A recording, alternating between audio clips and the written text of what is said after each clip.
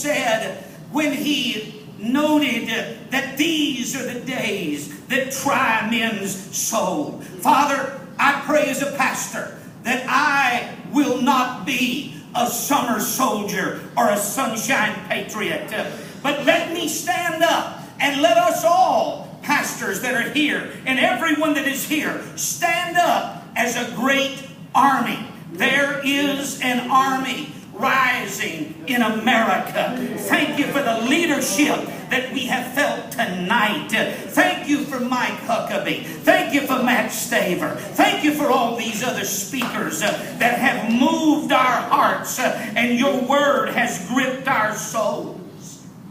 Lord, let us, as those 4 lepers of old, as they stood in the enemy camp, and as they said, we do not wail.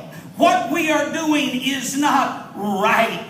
Let us go to the city and let us broadcast what is right. Let us as leaders stand up and broadcast what is right.